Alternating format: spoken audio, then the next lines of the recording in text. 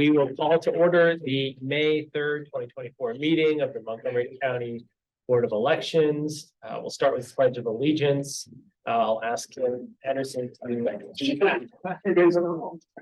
Pledge allegiance to the flag of the United States of America and to the republic for which it stands, one nation, under God, indivisible, with liberty and justice for all.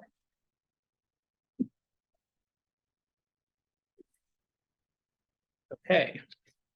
So we've got two issues to consider today, which is just one. Is that correct? One issue.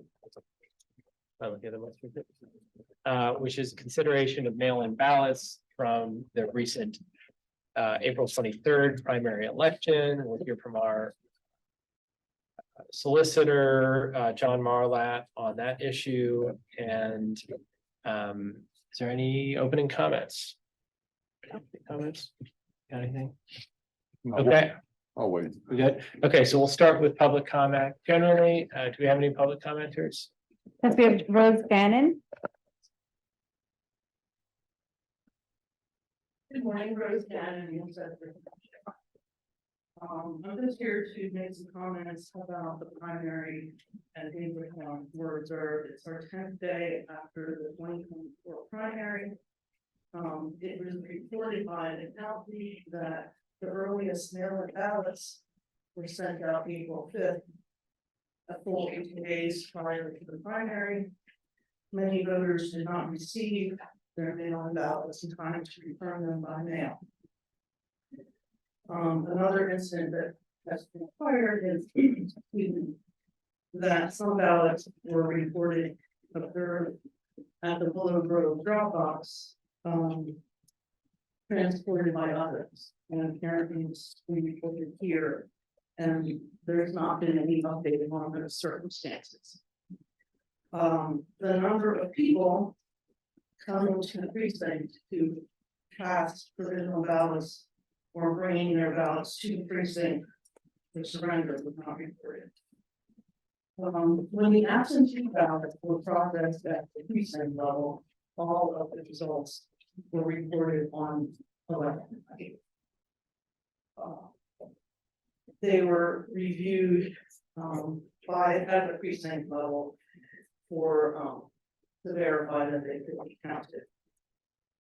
At this point, my question would be why the precinct level counting of mail-in part of the procedure, and that would become part of the procedure, which would allow the mail-in ballots to be dispersed among all of the precincts. That's my comment. Thank you. Any others? On Zoom, we have Joseph Rooney. So Rooney?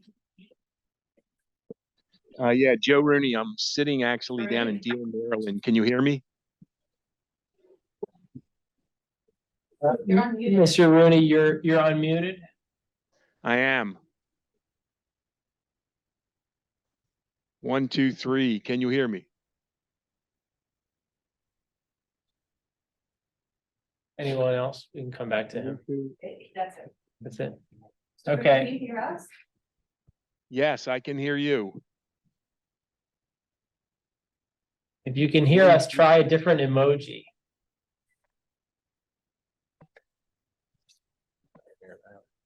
Okay, so far it's just the hand.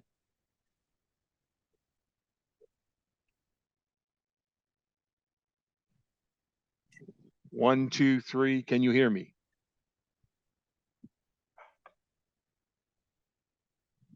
All right, I think we'll have to move on. I'm sure we'll hear from him again soon. That's it for public comment. Okay, so that's it for public comment. I can have our on this, the issue on the precinct level ballots. It's a statutory issue, right? Okay, but we can respond on that. But why don't I bring up John? Actually, why don't we just go to it?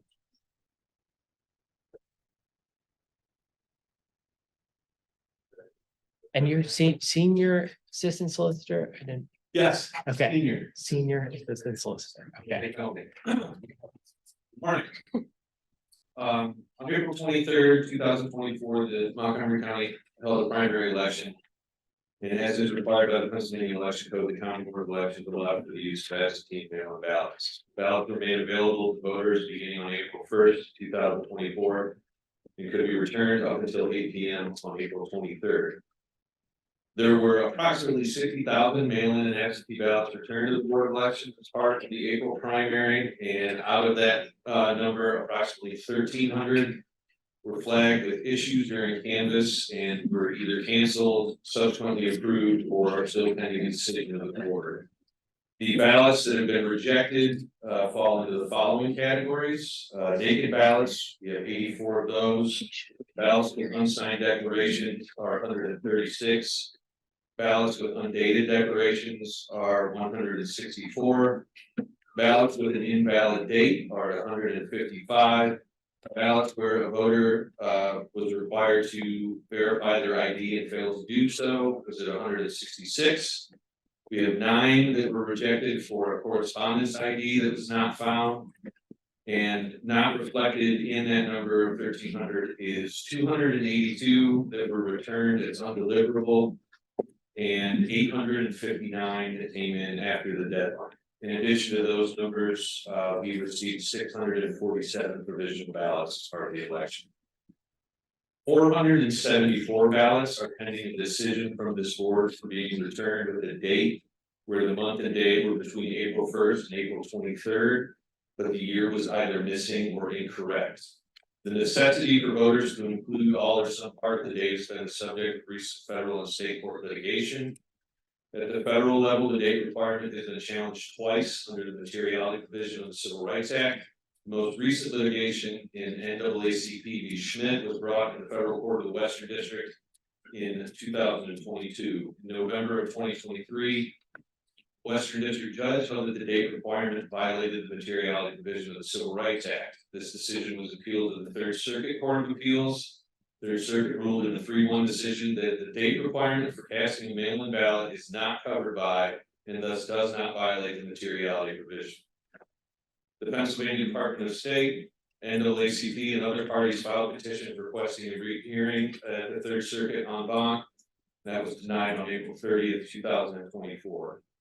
State court litigation was initiated in 2022 in the case of Ball v. Chapman. The Pennsylvania Supreme Court split on the question of whether the dating requirement was a violation of the materiality provision, but held that mail-in and absentee ballots must be dated under state law. In determining that, the court reasoned that implicit in the election code's textual command that electors shall fill out, date, and sign the declaration is the understanding that the date refers to the day upon which an elector signs the declaration. The court issued a specific span of time in which ballots needed to be dated to be counted for the 2022 general election, but declined to set a legal standard for what constituted a correct date moving forward. Specifically, the court stated the county boards of election retain authority to evaluate the ballots that they receive in future elections, including those that fall within the date ranges derived from statutes indicating when it is possible to send out mail-in and absentee ballots for compliance with the election code. On April 19th, of this year, the Pennsylvania Department of State issued guidance in the form of an email providing their interpretation of what constitutes a correct date, and stating that if the voter fills in the month and the day, but does not write the year 2024 in the field, it would not justify rejecting a ballot as having a missing or incorrect date. As ballots were returned to the County Board of Elections for the April primary, the criteria for an acceptable date range was set between the first day it would be possible for a voter to receive and fill out a ballot, and the last day it would be possible to fill out and return the ballot. That range was April 1st to April 23rd. As I said before, there were 474 ballots returned to the board that listed a month and a day that was within the acceptable range, but either did not include a year or included a year that was not 2024. Of that total number, 346 were Democratic voters and 137 were Republican. The average age of those voters was 72. Based on the reasoning provided from the Pennsylvania Supreme Court of Law, the sole purpose of providing a date with return on the vote as far as state law is concerned is for county boards to be able to accurately identify the point in time to which the voter completed the ballot. The court was also clear that what qualifies as an acceptable date is now up to the discretion of the individual county boards. It's the opinion of the solicitor's office that a ballot return with a month and a day that fall within the acceptable date range may be included in the count by the board, regardless of the year being left blank or listed as any other year than the year in which the election is held. First, it's a physical impossibility for a voter to fill out a ballot in any year other than the year that the election is held. Second, a month and a date that are within the time range of when ballots are available and when they're being returned by the board is sufficient information to identify when the voter filled out the ballot, which satisfies the intended dating purpose defined by the Supreme Court. This interpretation is also in line with the guidance received from the Department of State. This board considered a similar set of facts while deciding on ballots with missing or incorrect years in the North Penn special elections, which held in January of 2024. For similar reasons to those I provided today, the board voted to include the ballots with missing or incorrect years in the canvas ballot. If the board votes to include these ballots, they will be included in the canvas that is being conducted at the Washington Street Voter Services Warehouse, and it will be open and counted this afternoon. For the previously stated reasons, it's advisable that mail-in and absentee ballots for voters who've written the incorrect year or no year, but otherwise having written a date that includes the month and day, or such date as between the date when ballots were distributed and the date of the election, may be included in the canvas. And that the Board of Elections may establish this as a policy for all elections. Thank you. Because I think Mr. Rooney might be able to still make his comment, we should do that before we make any decisions. We do that.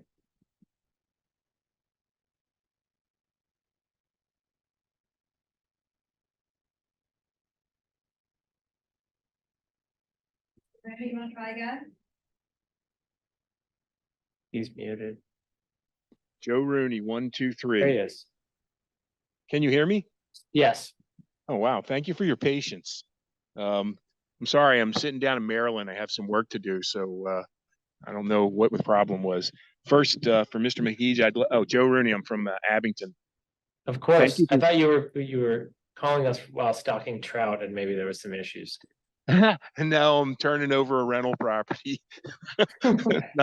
Nothing so fun as out trout stocking. First, Mr. McGeege, thank you for talking with me after the last meeting. I'd just like to ask a series of questions and try to follow up on the first woman that spoke. I would like to ask this question. What did Montgomery County Election Board do about the illegal ballot drops I reported on 2 separate occasions? I saw 20 illegal ballots. Second one is, what did you do about the Tesla with New Jersey tags that deposited a ballot at the Willow Grove Annex? Did that get researched at all? Third, what did you do about the guy who admitted to looked basically and hollered at me and said, I deposited 5 ballots in the drop boxes? I know the answer is nothing, but I'm just curious. If Joe Rooney was caught on video, as I'm the head of the Abington Township Republicans, and I said, oh, I dropped 5 ballots in the Willow Grove Annex, would you guys have done nothing about that? I doubt it. Okay. Fourth, election law is clear about dropping someone's ballot into a drop box other than your own. Has there been a vote of the Montgomery County Election Board to nullify this part of the PA election law? And the fifth one is, if you won't enforce the PA election law at drop boxes, then use of drop boxes must be discontinued. Thank you very much and have a nice day. We can comment on that at the end if you want to say anything about the tapes, John, go ahead. Would you like to comment on what was reported? Or yes. Yeah, just how we receive information, what we do with When we it. receive reports from people as to anything that may be an issue as it pertains to the election code, that is something that we as you as the board and board staff ministerially have the ability to investigate.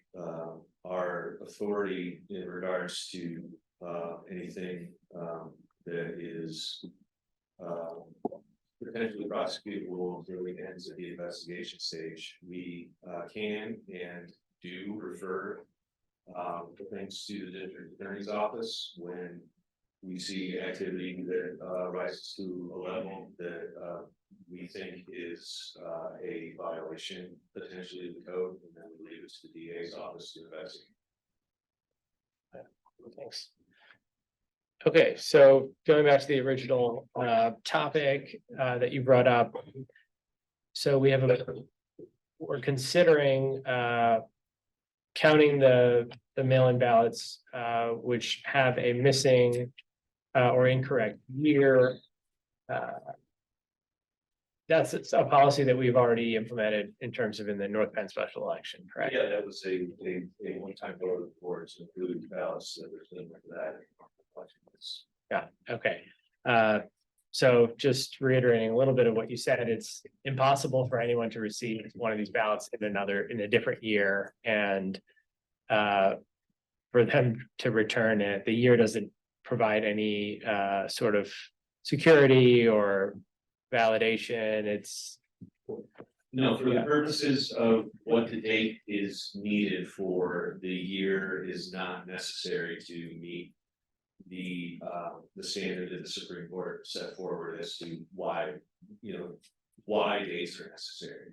You need to be able to point to a date and time where the voter has filled out and signed the declaration, and if you've got a month and a day, you've got sufficient information to make that determination. okay. So I will make a motion that mail-in and absentee ballots where voters have written a month and day that falls between the date where the ballots were distributed and the date of the election, but where the voters have omitted the year or written an incorrect year, shall be included in the canvass, shall be counted, and that the board shall adopt this as official policy for all future elections. Is there a second? I'll second that. Any board comment? I got two comments. One is a motion shouldn't be written that way. You're combining two distinct different things in a motion, first off. So I don't support that motion at all. And the second thing is, my opinion hasn't changed from when we had this conversation earlier on this year with the special election. What I've heard today and all I keep hearing about is opinions. Act 77 says that mail-in ballots need to be properly dated, and there's been no change to the law. So as far as I'm concerned, opinions don't mean anything. So I don't support this. I didn't support it then, I don't support it now, and I won't support it moving forward. Got it. So my fundamental view on this is that if we know the voters are eligible, we know they're properly registered, that we shouldn't allow something that is immaterial to disqualify or discount their votes. And I could not go to any one of these voters and tell them, we're going to throw out your ballot I can. over something that is inconsequential. Well, you can vote the way you'd like to vote. That's right. So, and I think we should, you made your comment, I'll make my comment. So I think it's really important that this board protect the right to vote for all Montgomery County residents, and this is an important measure that would do that. So any other comments? Just one comment. I just find it fascinating that average age was 72. I just wanted to make sure I heard that correctly. Correct, yes, that was for this election. That tracks with what we have seen in the past, the voters that tend to have issues not just with dating, but with filling out mail-in ballots in a manner that allows them to be canvassed. It predominantly skews toward the elderly population. Even more of a reason to Yeah, support. So absolutely. that's it for me. All right, so I'll ask for a vote. All in favor? Aye. Say aye, aye. All opposed? No, No, so the motion passes 2-1. Thank you. Okay, any closing comments? yeah, I have a couple closing comments. One is obviously in Montgomery County, we interpret Act 77 however we want. So that means with mail-in ballot dating, that means people could bring multiple ballots and not follow the law to drop boxes. We have, reports that are going on that's not being followed up on, as far as I know. So obviously in Montgomery County, we interpret Act 77. And the second thing is that the primary election, we had significant issues with the entire mail-in ballot process, and I think it's prudent as this election board moving forward that going into the general election in November.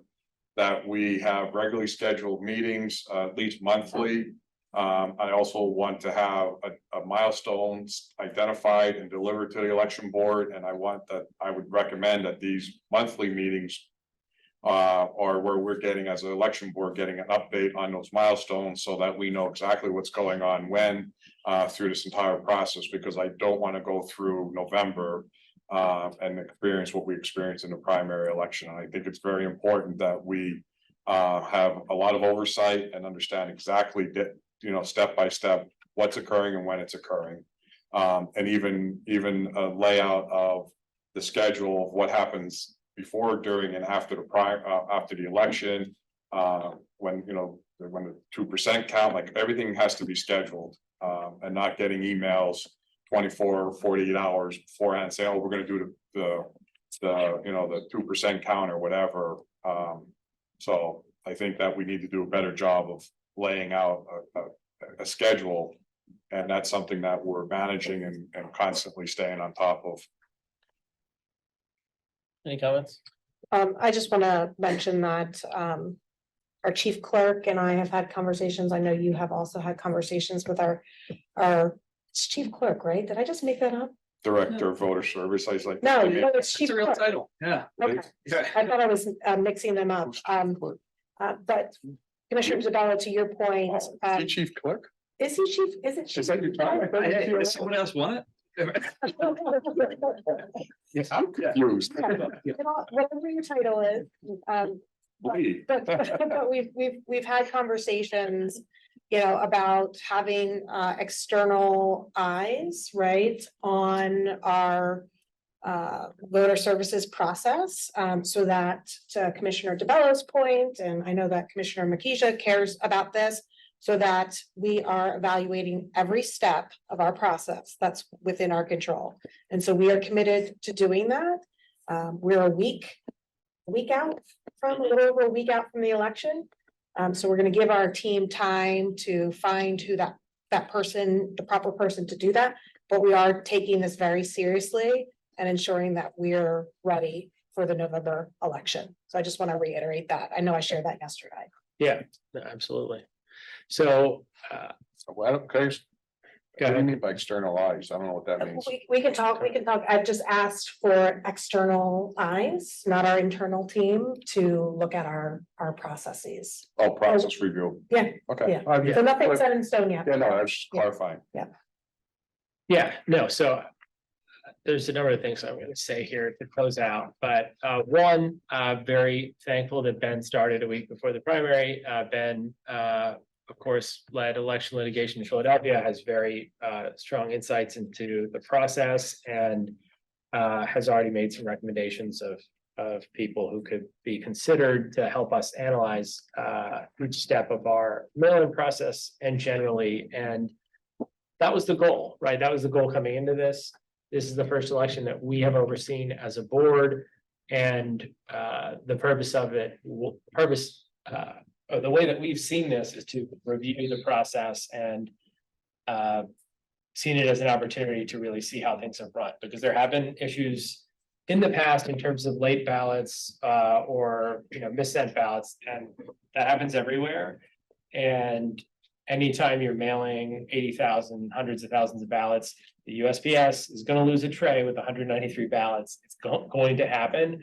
The test for us is, can we make sure that there are enough opportunities for people to vote, whether through satellite offices or through voting here at One Montgomery Plaza. So if there are issues with mail-ins and deliveries, that there's always plentiful opportunities. And yes, we have to make sure that our ballots get out as early as possible, which requires in part advocating for the state legislature to move their ballot access deadlines and to make sure that the courts can complete their review of any challenges in a timely fashion, so that we actually meet the 50-day deadline that the statute foresees, which, by the way, no county in the Commonwealth, I don't think any county met 50 days this time, because the ballot wasn't certified until 30 days before the election. So there's a context that we're working within, and we as county officials need to work as efficiently within that reality. And that's currently where we're focused. We wanted to give Frank some time to focus on actually completing the election, which is still, there's still work to be done. We still have the audits that take place afterwards. We still have the certification upcoming. And it's complicated. And I want to thank the whole team, all the poll workers. I got a really great insight and walkthrough on election day. You know, we've got 2,600 poll workers, 2,700 poll workers in this county, 426 polling places, sending out tens of thousands, maybe hundred thousands of ballots. And this morning I was at an event just to, it was refreshing. I talked to a couple of folks. I said I had to run to an election board meeting. This was a bike Monco event. We were talking about alternative transportation. And I asked them, how'd your process go? And they said it was fine. It was great. It's so convenient to be able to just vote from home and go to Ludington Library to drop it off at the drop box. And we sometimes forget that the vast majority of tens of thousands of people are having a great experience, but we're going to continue to refine it so that we don't have any number of issues, whether it comes to USPS, but that we, account and predict and plan for the kinds of things that can happen. So I think we'll have, as Jamila said, we're going to bring in folks who can consult, see how we can streamline and become as efficient as possible. We started conversations with the vendors. As I noted in the last meeting, when we signed our first contract with one of the vendors, we were their only client. And since then, they've had 13 clients. So we've got to look back at that and ask them if they can meet all the capacity that's going to be expected in November and how we're going to refine our contracts there.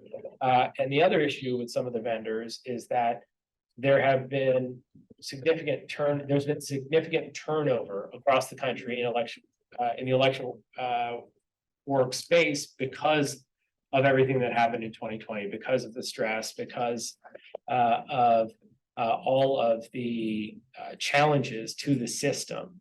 And that's a trend that had consequences. So the vendors took on more of the responsibility that would otherwise be done in local county board of elections offices. Quality assurance is one of those things. So the vendors took on more quality assurance work. That was one of the things that caused a few days of delay for us. And every day matters when the court only is giving you 30 days from certification to the election. So that's the context that we're working in, and we're going to work very quickly to get to a place where shall we need to negotiate the contracts to make sure that we fill our obligations and get to a space where we can be as efficient as possible. We'll be able to do that. So that's the update in terms of the last week or so. I think it's important for me to put it out there because I don't know who who's watching or who can listen, but I think you should rest assured that we are very focused on November, making sure that we have a seamless process, and that we also anticipate that anytime you're sending hundreds of thousands of ballots, there's going to be issues, but how do we compensate? How do we make sure that we enfranchise as many people as possible? That is our goal. So with that, I will move to make a motion to adjourn the May 3rd, 2024 meeting of the Montgomery County Election Board. Is there a second? I'll second that. Okay, any objections? Okay, all in favor? Aye. Aye. Okay, we adjourn. One time, the journey, Yeah. just to say. I don't think when you say any objections to adjourning, I'm gonna say, yeah. Yeah.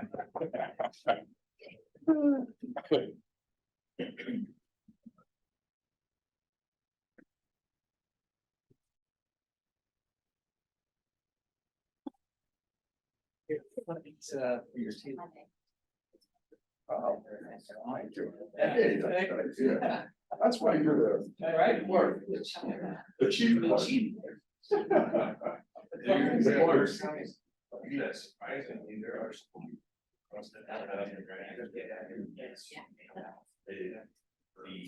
learning person on. It was like